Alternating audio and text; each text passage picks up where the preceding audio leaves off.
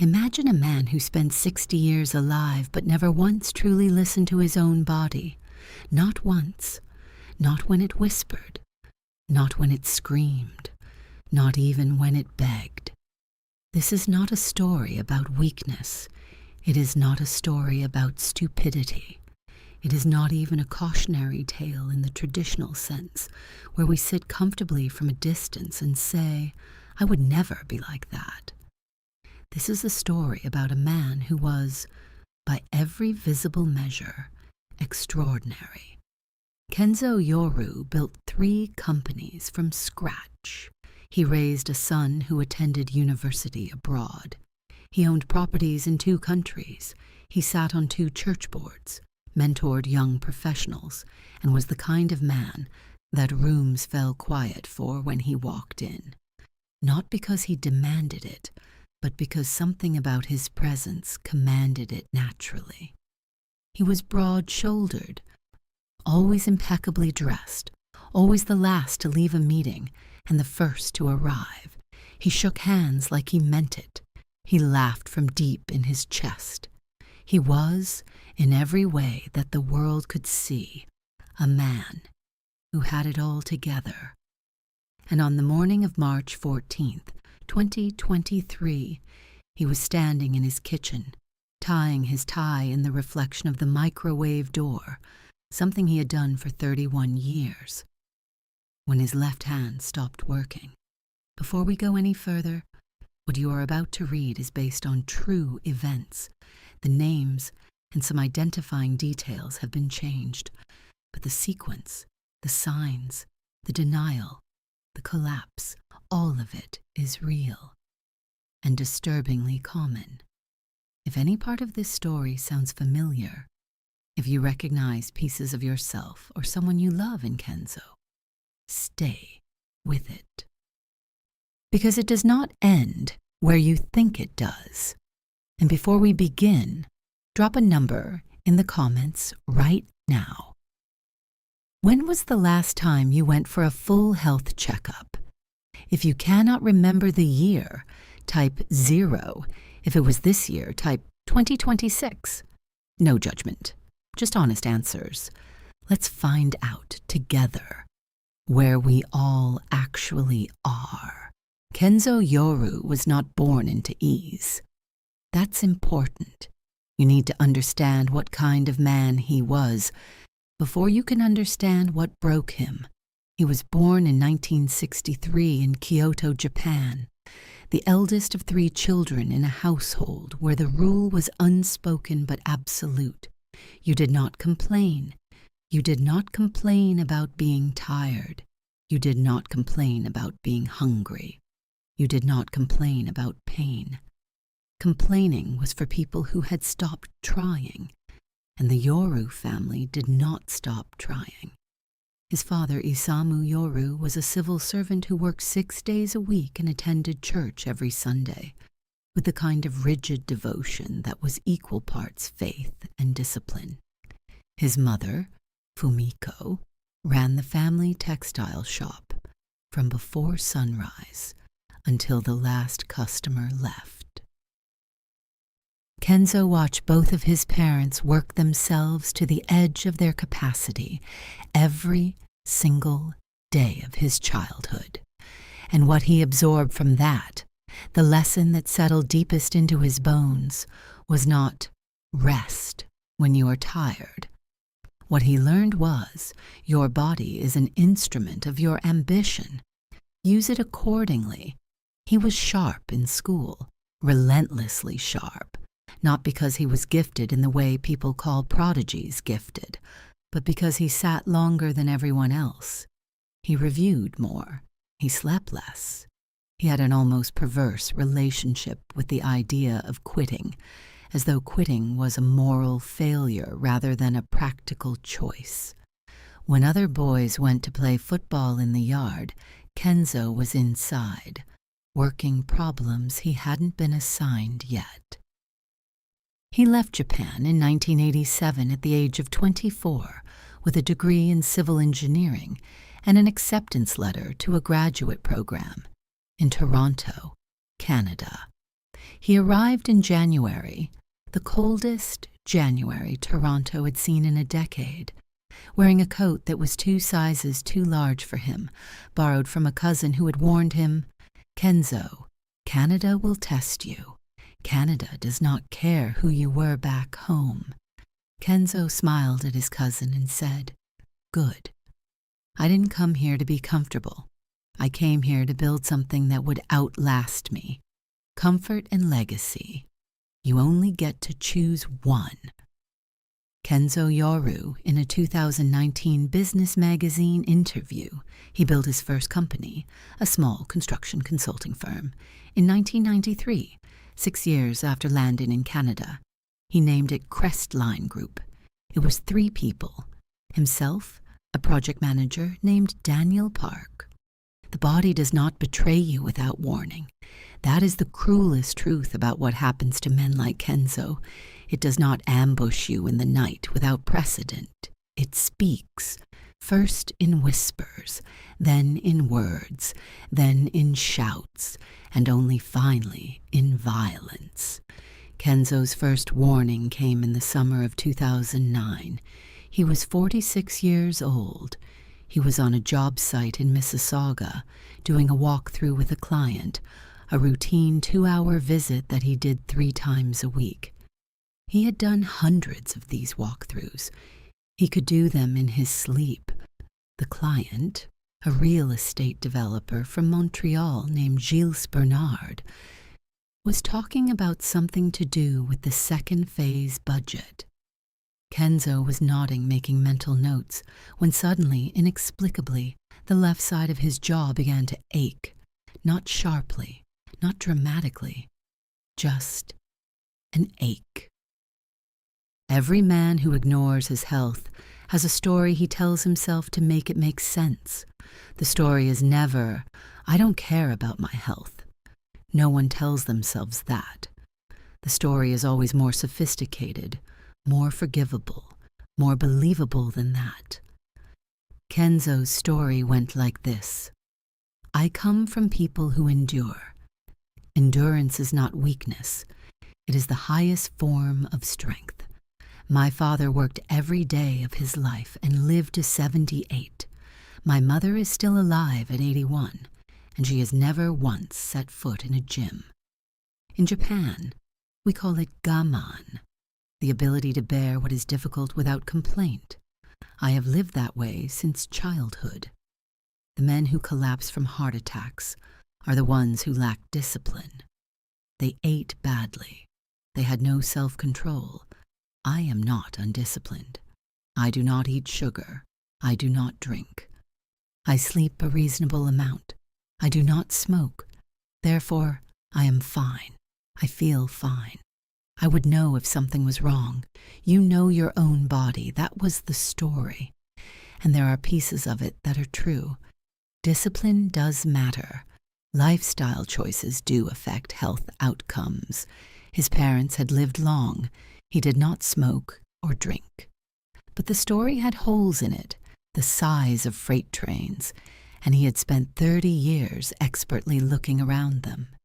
He didn't eat sugar, but he ate enormous amounts of processed salt, red meat, and refined carbohydrates, rice and grilled fish eaten standing up while reviewing emails, katsu curry, and rice at noon, portions sized for a man who spent 8 hours doing manual labor rather than sitting in a boardroom.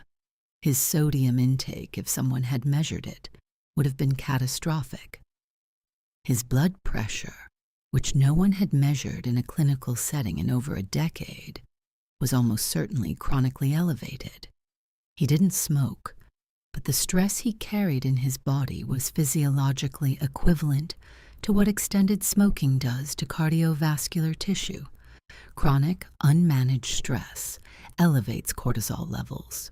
Chronically elevated cortisol constricts blood vessels, inflames arterial walls, raises blood pressure, disrupts sleep architecture, and accelerates the deposit of arterial plaque in a way that shows no symptoms until the plaque has been building for years.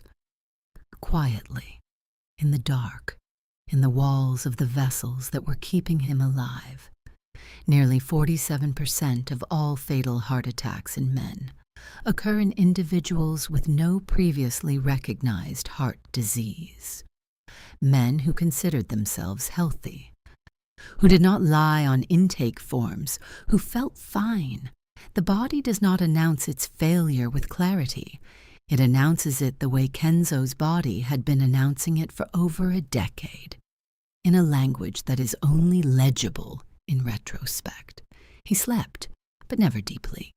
He had told himself for years that he was a light sleeper, framing it as a personality trait rather than a symptom. He woke between 3 and 4 a.m. most nights, mind already running through the day ahead. He would lie there in the dark for 30 to 90 minutes before falling back into a shallow sleep. He never felt rested, but he had felt unrested for so long that he had simply reset his definition of normal to include it. And the most dangerous lie of all, the deepest, most entrenched one, was the belief that he would know if something was seriously wrong.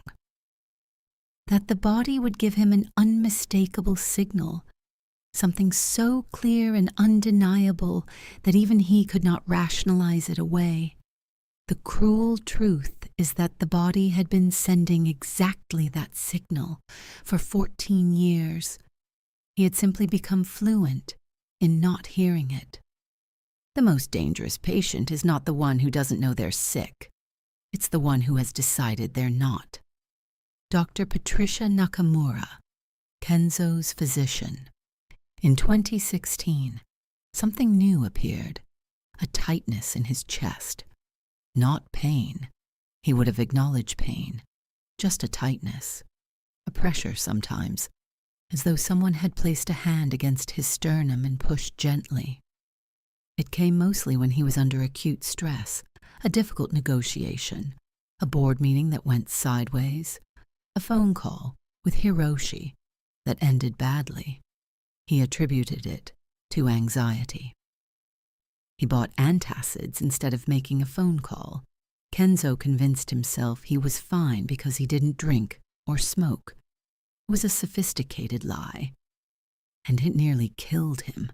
What is your version of Kenzo's lie? What do you tell yourself to explain why you haven't prioritized your own health? I'm too busy. I feel okay. I'll do it next month. Leave it in the comments. Be honest. Your words might be the exact thing that moves someone else to finally make the call. By 2018, the cracks were not subtle anymore. Kenzo was 55 years old, still going, still driving, still closing deals and sitting on boards and mentoring and showing up and building. But something had shifted in the architecture of him. Sandra, his assistant of 13 years, noticed it first. Sandra noticed everything. She kept a note in her personal planner, a small spiral notebook she bought herself at a dollar store, where she tracked what she privately called Kenzo's patterns. She had started the notebook in 2015, after the fundraising dinner incident. The pattern she recorded: he was forgetting names he should not have forgotten. Not strangers' names, but names of clients he had known for years. His handwriting had become smaller and slightly less controlled. He was taking longer to make decisions that previously would have been instant for him. And he was increasingly short-tempered, not volatile, not loud, but brittle, as though some internal shock absorber had worn through. One Thursday morning in November 2018, Sandra came into his office and found him sitting at his desk with his eyes closed, the fingers of his right hand pressed to his temple, not reading, not thinking, just still. For Kenzo Yoru, stillness in the middle of a workday was so aberrant that Sandra stopped in the doorway and held her breath.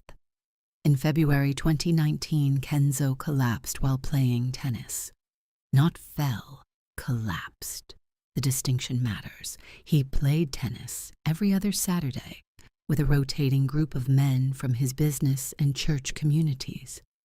On that February morning, midway through the second set, Kenzo felt the chest tightness arrive with a new intensity. Not the ghost of a pressure, but something close to a presence, as though a hand had closed around his heart and squeezed once, deliberately.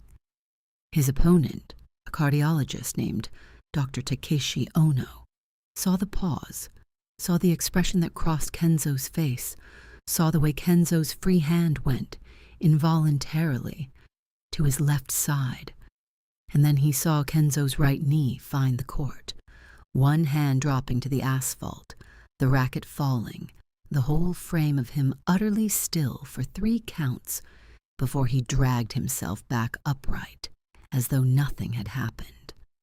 Then Kenzo breathed, rolled his shoulder, and said, "Your point." Dr. Ono walked over. "Kenzo, what just happened?" "Nothing. I'm fine. Muscle spasm." Dr. Ono looked at him for a long moment. "That was not a muscle spasm. I need you to tell me, honestly, when is the last time someone measured your blood pressure?" "Takeshi, I appreciate your concern. Genuinely. Can we finish the set?" Dr. Ono found Michiko at a church social 6 weeks later and said to her very quietly, "I played tennis with your husband in February. Something happened on the court that concerned me. I think he needs to see someone soon. I mean that sincerely." Michiko went home that evening and sat at the kitchen table for 2 hours after Kenzo had gone to bed, staring at a cup of tea she had made and not touched. Then she made a decision. Michiko Yoru was a quiet woman in the way that deep water is quiet, still on the surface, but with a tremendous amount moving underneath.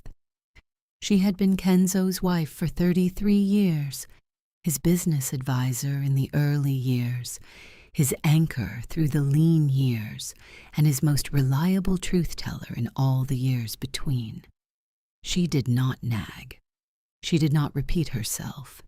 She said things once, precisely, and then she waited.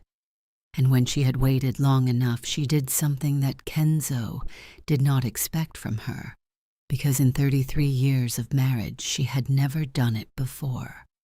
She gave him an ultimatum. It was a Sunday morning in April 2019. They had just returned from church.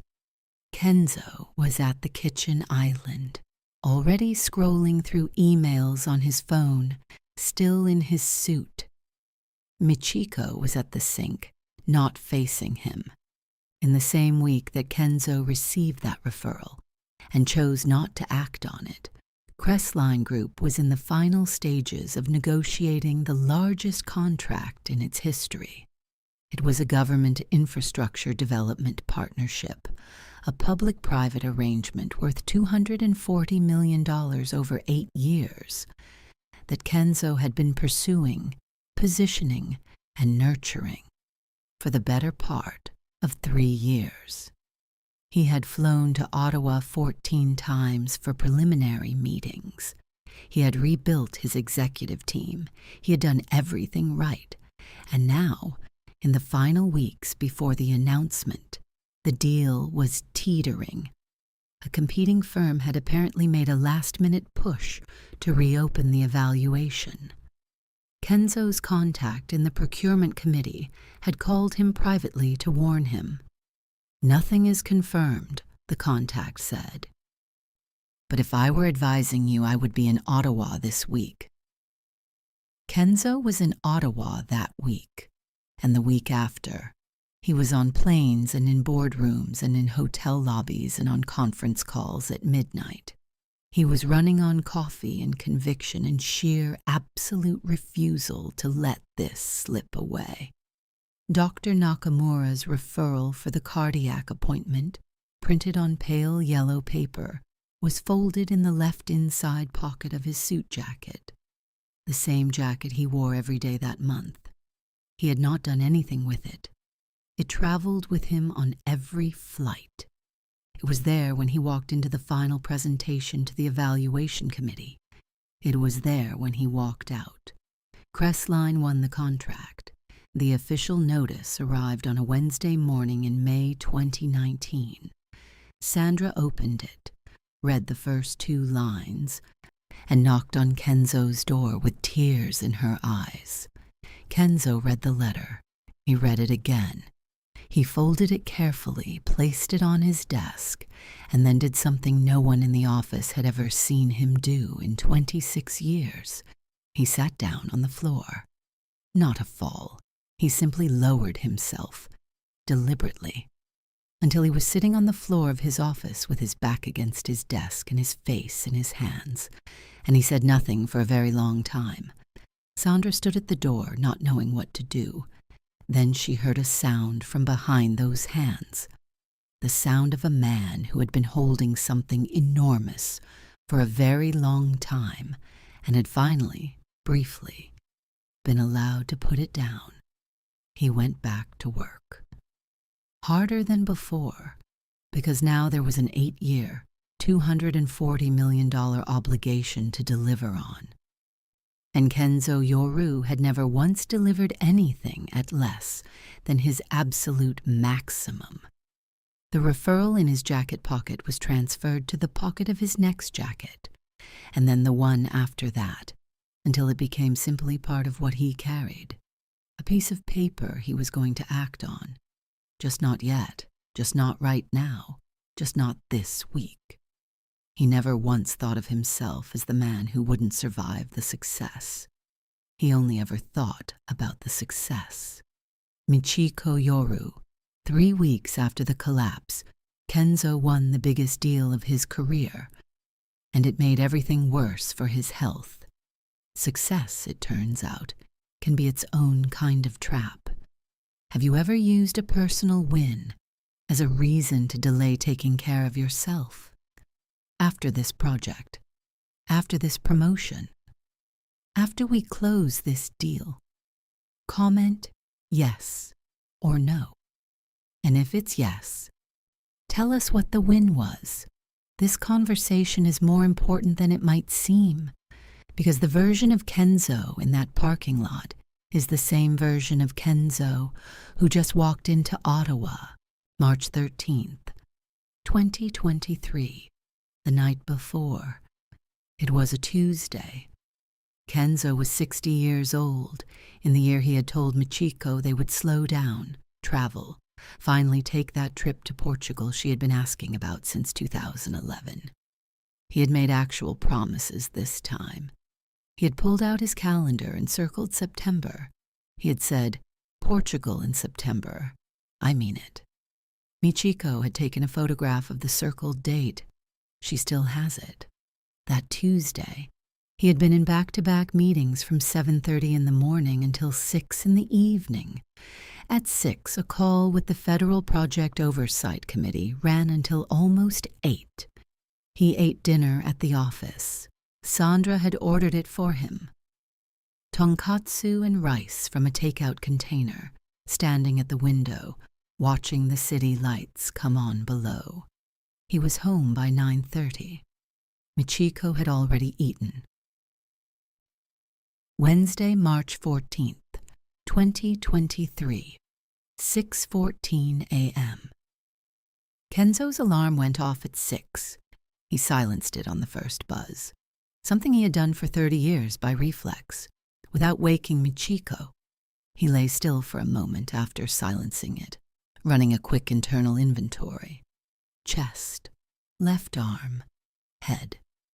The weight in his arm had faded overnight. The tightness was still there, present, persistent, unmistakable now, but not the sharp escalation he had feared at 2:47. It's better, he told himself. It passed. He showered. He dressed. A charcoal suit, white shirt, the silver cufflinks Michiko had given him for their 30th anniversary. He went downstairs. He made coffee. He stood at the kitchen window watching the early light come gray and thin over the back garden. and he thought about Portugal in September. He set the coffee cup down. He looked at his reflection in the microwave door, raised his hands to tie his tie, and his left hand stopped responding. Not pain, not a cramp, just absence. The fingers on his left hand refused the instruction his brain was sending. He watched them in the dark reflection of the microwave. They moved, but slowly, imprecisely, like a puppet whose strings had gone slack. He stared at his reflection for 4 seconds. Then he reached for the counter with his right hand because the room had tilted, not visually, not spatially, but internally, as though the ground had stayed exactly where it was, but his relationship to it had fundamentally changed. A sound came up his throat that was not a word and not a cry, just an involuntary, startled sound. The sound of a body that has been maintaining a fiction for 30 years and has just been told, no more. He went down. Not dramatically. There was no dramatic collapse, no shattering of dishes, no movie-style fall. He went down the way trees go down, in stages, first the knees, then the side, then the floor rising to meet him with an indifference that was somehow the worst part. The tile was cold. He could feel that. The refrigerator hummed. He could hear that. His tie was still in his right hand. Michiko heard the sound. Not the fall, the sound before the fall. She heard it from upstairs and was at the kitchen door in 11 seconds. She has counted it since, the way trauma makes you count things. She found him on the floor, on his left side, his right hand still holding the tie, his eyes open and aware but not entirely present, and the gray of his face now something much worse than the word gray adequately describes. She called 911 before she reached his side. She did not ask him if he was okay. She did not wait to see if he would get up on his own. 30 years of watching, of waiting, of I'm fine and cancelled appointments and yellow referral slips folded in jacket pockets had burned away every hesitation from her. She dialed and she knelt, and she took his face in her hands and she said, very clearly, very close to his ear, "Kenzo, I am here. Help is coming. I need you to stay with me." He looked at her. His lips moved. She leaned in. What he said, what he managed to say on the kitchen floor of the house they had shared for 27 years. With his tie still in his right hand, and the refrigerator still humming, and the Portuguese September still circled in red on the calendar on the wall, was this: I should have listened. Kenzo Yoru, kitchen floor, 6:18 a.m. The paramedics arrived in 7 minutes. In those 7 minutes, Michiko kept her hands on his face and kept talking to him, and he kept his eyes on her, and neither of them said anything else that was made of words, just the kind of communication that happens below language, that doesn't need it. That is its own complete and devastating sentence. The ambulance reached Sunnybrook Health Sciences Center at 6:41 in the morning. By 6:44, Kenzo Yoru was in a room where the lighting is the particular cold fluorescent of places that are trying very hard to sustain life. Michiko arrived separately, in her own car, 2 minutes behind the ambulance. She had called Hiroshi from the car, and that call, she would later say, was the hardest thing she had done in 37 years of marriage. Hiroshi was at his flat in London. Within 90 seconds, his easy voice had completely disintegrated. He was on a flight by 2 p.m. In the hospital, the picture that emerged over the next 6 hours was exactly the picture that Dr. Nakamura had been trying to prevent for years. Kenzo had experienced what the attending cardiologist described as a hypertensive cardiovascular event, with an associated transient ischemic attack, a severe spike in blood pressure that had triggered what is sometimes called a mini-stroke, disrupting blood flow to the part of the brain that governed fine motor function in the left hand. The event had not caused a massive cardiac arrest. It had caused something quieter, more precise, and in certain ways more frightening, a serious medical event, and a final, unmistakable warning that something catastrophic was imminent if nothing changed. The attending cardiologist at Sunnybrook was Dr. Kenji Saito, who took charge of the acute phase of Kenzo's care. Kenzo was in hospital for 11 days. He came home on a Thursday afternoon in late March, in the same charcoal suit. But the man inside the suit was different in ways that were immediately visible, and in ways that would only become apparent over the months that followed. The most immediately visible change was this: he moved slowly, not from weakness but from something closer to deliberateness, as though he had made a private decision to stop outrunning his own footsteps. Michiko watched him walk from the car to their front door and noted that he stopped once, on the path, and looked at the garden, a garden she had planted intended for 15 years, that he had walked past without looking at approximately 3,000 times. He looked at it for a solid 20 seconds. "The lilacs are out early," he said. "They've been out early every year since 2015. He looked at them again. "I didn't know that." "I know," she said, and she took his arm and they went inside. The cardiac rehabilitation program began 2 weeks after discharge. Kenzo attended every single session. This was the man who had canceled 14 medical appointments in 15 years, who had kept a referral in his jacket pocket for 4 years without acting on it, who had told his wife he was fine from the floor of his own kitchen. This man now attended every session, asked every question, did every prescribed exercise, took every medication at every prescribed time, and came home from each session and sat with Michiko at the kitchen table and talked about what he had learned. He learned that the heart is not indestructible. If you ignore your body long enough, it will force you to listen. That is not a metaphor. That is physiology. But Kenzo's story is not only about physiology. It is about identity. It is about the stories men tell themselves about strength and weakness, about what it means to need something, about the particular way that ambition, which is itself a beautiful and powerful thing, can become its own kind of blindness when it is never balanced by rest, by presence, by honest attention to the self. Kenzo did not ignore his health because he was foolish. He ignored it because he had built a self that was entirely oriented outward. Every ounce of his considerable intelligence, discipline, and care was directed at the world, at the companies, the deals, the employees, the legacy. Nothing was directed inward. He had carried gammon inside him like a compass since childhood, that Japanese discipline of endurance, of bearing difficulty without complaint. And it had served him well, until it didn't. You used the body. You pushed it.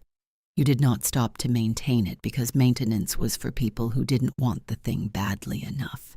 He paid for that teaching with years of progressive, silent, invisible damage to the organ that was doing the most work of all. The lesson is not work less.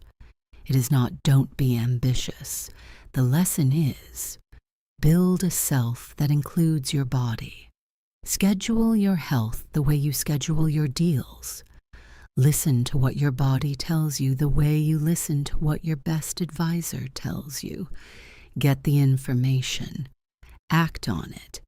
Because the empire you are building has no value without the builder inside it. And if you are the Michiko in someone's life, the one watching, the one waiting, the one who has heard "I'm fine" 10,000 times, do not stop asking. Some version of Michiko's ultimatum, said with love but said clearly, saves lives. Trust what you see.